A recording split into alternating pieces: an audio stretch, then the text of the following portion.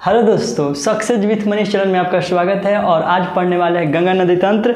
तो इसके पिछले क्लास में देख रहे थे गंगा का उद्गम स्थल देखे थे, पंच प्रयाग के बारे में जानेंगे। तो आज क्या पढ़ने वाले हैं? गंगा नदी तंत्र। उसमें क्या देखेंगे?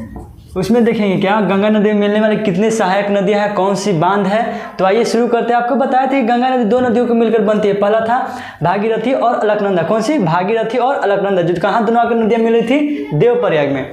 भागीरथी और अलकनंदा। जो भागीरथी नदी कहाँ से निकल रही थी? भागीरथी नदी कहाँ से निकल रही थी? गंगोत्री ग्लेशियर से। और अलकनंदा निकल रही थी कहाँ से? सतोपथ ग्लेशियर से, अलकापुरी जिला उत्तराखंड से। दोनों अगर कहाँ मिल रही थी? देवप्रयाग में। देवप्रयाग में संयुक्त धारा को क्या कहा गया? गंगा। क्वेश्चन आपसे पूछता है कि गंगा कहानी की देवप्रयाग में किन दो नदियों को मिलती है? तो भागीरथी और अलकनंदा। भागीरथी और अलकनंदा कहाँ मिलती है? देवप्रयाग में। देवप्रयाग के नाम बाद उसका नाम क्या पड़ता है? गंगा नदी को गंगा ही नदी पड़ जाता है। ठीक है, तो उसके बाद आगे देखते हैं। यहाँ पर एक बांध देखिए, बांध के बारे में बताया था कि जो भागीरथी नदी है और अलकनंदा कहाँ मिलता है? देवप्रयाग में। देवप्रयाग में दो संयुक्त धारा मिलकर क्या बनाती है? गंगा। और इसके पहले उत्तराखंड में है टिहरी गढ़वाल में। कहाँ? टिहरी गढ़वाल में। टिहरी गढ़वाल में एक बांध है, टिहरी गढ़वाल में। जो कौन सी नदी? भागीरथी और भिलांगना नदी। भागीरथी और भिलांगना नदी जो है टिहरी गढ़वाल में एक बांध है जिसका नाम है टिहरी बांध, जो भारत की सबसे ऊंचा बांध है। ठीक है, भारत की सबसे ऊंचा बांध टिहरी बांध के बारे में लिख लीजिए यहाँ पर। टिहरी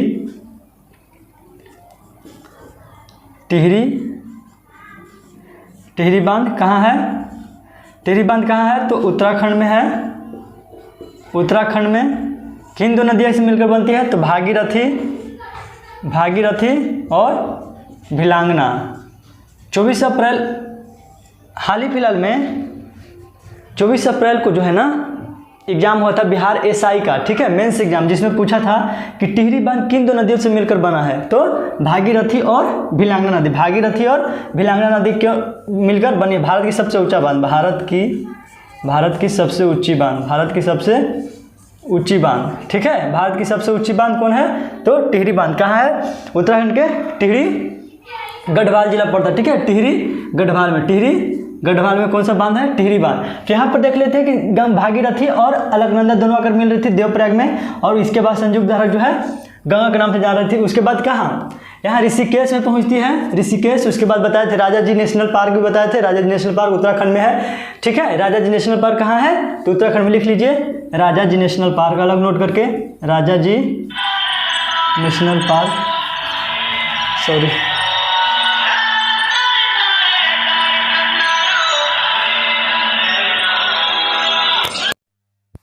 यहाँ पे राजा जी नेशनल पार्क कहाँ है? उत्तराखंड में।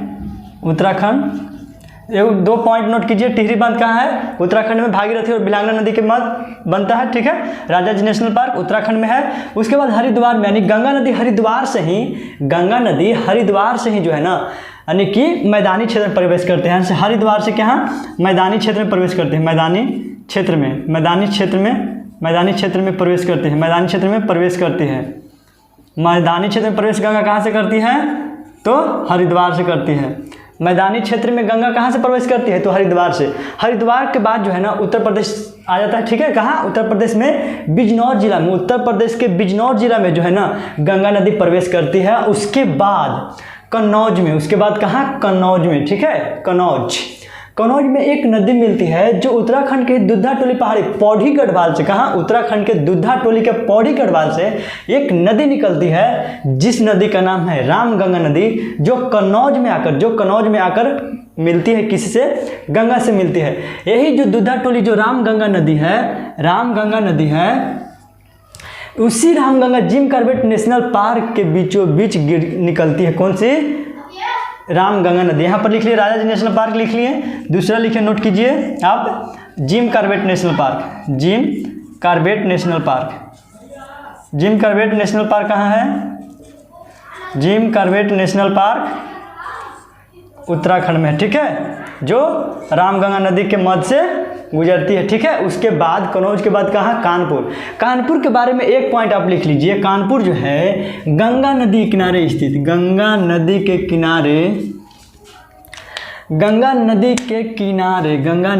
किनारे स्थित, गंगा नदी किनारे स्थित सबसे बड़ा शहर, गंगा नदी किनारे सबसे स्थित सबसे बड़ा शहर कौन है? तो कानपुर है। ठीक है, कानपुर क्या है? गंगा नदी के किनारे स्थित सबसे बड़ा शहर कानपुर है। ठीक है, उसके बाद आइए आगे बढ़िएगा तक का प्रयागराज। प्रयागराज में आप उत्तराखंड में एक गंगोत्री है, यमुनोत्री ग्लेशियर है। यमुनोत्री ग्लेशियर से एक नदी निकलती है जिसका नाम है क्या? यमुना नदी। इस नदी का नाम क्या है? यमुना नदी। क्या? यमुना नदी। यमुना नदी जो है ना, यहाँ यमुना नदी एक तंत्र के, यमुना नदी तंत्र पूरे बता देंगे, ठीक है, लेकिन अभी जान लीजिए थोड़ा। यमुना नदी कहाँ? प्रयागराज में, यानी इलाहाबाद का नाम बदल कर क्या कर दिया गया? प्रयागराज। प्रयागराज में कहाँ? प्रयागराज में आकर गंगा से मिल जाती है। यमुना नदी कहाँ मिलती है? गंगा से, तो प्रयागराज में। उसके आगे बढ़िएगा तो गाजीपुर के पास से एक नदी मिलती है, किससे? गंगा में। गाजीपुर के पास एक नदी निकलती है। कौन सी नदी? तो गोमती नदी। आप पढ़े होंगे कि गोमती नदी लखनऊ किस नदी किनारे है? तो गोमती नदी किनारे। तो यहाँ देखिए यही गोमती नदी है जो कहाँ से निकलती है? फुल्लर झील पीलीभीत से। फुल्लर झील पीलीभीत कहाँ है? उत्तराखंड में है पीलीभीत। ठीक है, फुल्लर झील पीलीभीत से निकलती है। ठीक है, और लखनऊ इसी नदी के किनारे स्थित है, और गाजीपुर के पास जो है ना गंगा मिल जाती है। ठीक है, और उसके बाद आगे बढ़िए गाजीपुर के बाद तो बिहार चालू हो जाता है। बिहार में बिहार और उत्तर प्रदेश के सीमा जो है ना एक नदी बनाती है जिसको कहते हैं कर्मनाशा नदी। कर्मनाशा नदी इसलिए ना कि उस नदी में जो नहाता है ना उसका कर्म जो है धुल जाता है। ठीक है, यानी कि जो बढ़िया कर्म किए हो वो धुल जाएगा। ठीक है, इसीलिए कर्मनाशा नदी जो है उसको कर्मनाशा नदी कहा गया, यानी कि भारत की सबसे अपवित्र नदी इसको कहा गया है कर्मनाशा नदी को। ठीक है, कर्मनाशा नदी भारत की सबसे अपवित्र नदी है। ठीक है, उसके बाद बिहार चालू। बिहार में आइएगा तो यहाँ पर देखिए एक नदी निकलती है। कौन सी नदी? देखिए नेपाल के पास एक नदी निकलती है। ठीक है, नेपाल के पास एक नदी निकलती है, उस नदी का नाम है कर्णाली नदी। कर्णाली नदी नाम है, यानी कि यहाँ से नेपाल के तिब्बत और नेपाल की सीमा से ही निकलती है। ठीक है, एक नदी निकलती है कर्णाली नदी जो है ना दो धाराओं में बंटकर आगे नेपाल के ही बॉर्डर पर एक धारा में हो जाती है। ठीक है, कर्णाली नदी। अब काली नदी तो जानते हो उत्तराखंड में बहती है, काली नदी उत्तराखंड में बहती है। काली नदी और कर्णाली नदी, काली और कर्णाली नदी आकर मिल जाती है एक जगह। काली नदी उत्तराखंड में तो काली नदी कहलाती है, लेकिन जब इधर आती है उत्तर प्रदेश में तो इसको क्या कहा जाता है? शारदा नदी। और जब एक ही नदी को देखिए, ये काली नदी जब नीचे आती तो शारदा, यहाँ से तिब्बत में कर्णाली नदी दो धाराओं से बहती है, जब नीचे आती है दोनों संयुक्त धारा शारदा को, और इधर कर्णाली नदी आकर मिलती है तो इसको कहा जाता है घाघरा। और नीचे आता है यूपी में तो इसको वही नदी का नाम बदल कर क्या कहा गया है? सरयू नदी। सरयू नदी के बारे में जानो कि अयोध्या जो है सरयू नदी किनारे स्थित है। कौन सी नदी? अयोध्या जो है सरयू नदी किनारे स्थित है। ठीक है, और कहाँ? गंगा में आकर मिल जाती है। ठीक है, गंगा में आकर मिलती है। कौन सा? गंगा में आकर मिलती है कहाँ पे? तो छपरा में। यहाँ पर लिख लीजिए छपरा में आकर गंगा के से मिलती है। छपरा में आकर कौन सी नदी मिलती है? तो सरयू नदी छपरा में। छपरा कहाँ है? तो बिहार में। ठीक है, छपरा में आकर मिलती है। उसके बाद देखिए छपरा के बाद और आगे जाइएगा तो कहाँ? दानापुर में। दानापुर में एक और नदी मिलती है जो अमरकंटक से, आपको बताए थे अमरकंटक से 3 नदियाँ निकलती है। इधर देखे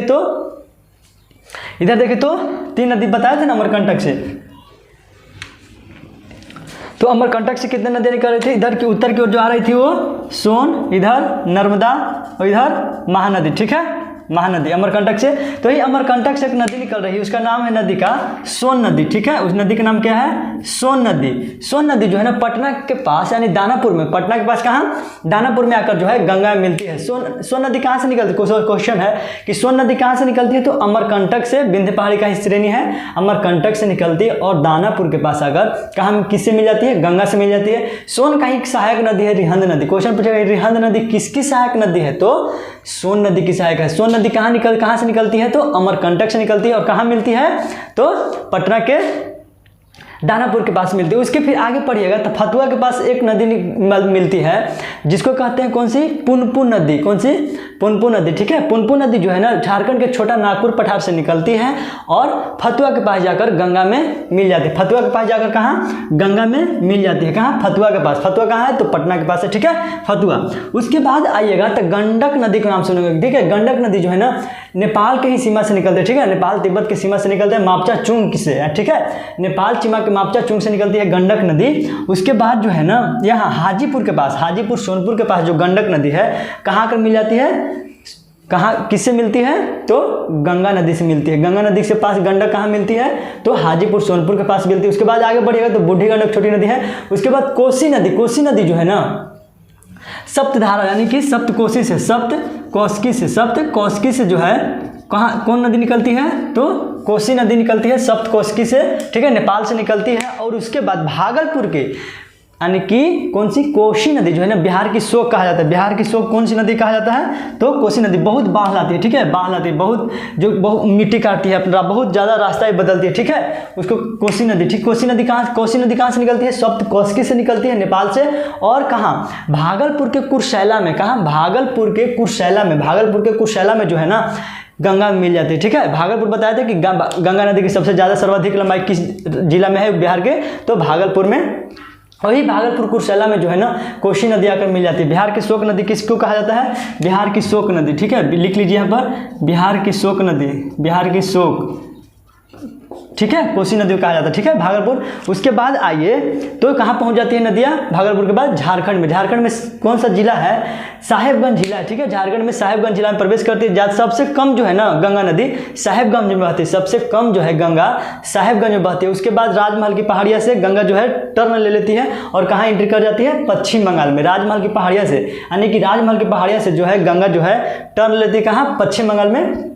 और यहाँ देखिए पश्चिम बंगाल में आप एक बांध का नाम सुनेंगे, फरक्का बांध। कहाँ, फरक्का बांध, क्या, कौन सी बांध, फरक्का बांध। कौन सी बांध, फरक्का बांध। फरक्का बांध पर हुआ क्या, फरक्का बांध बनाने की जरूरत क्या पड़ा, जब इधर से जब गंगा नदी जा रही थी ना तो टोटल जो पानी है चल जा रहा था बांग्लादेश में, ठीक है।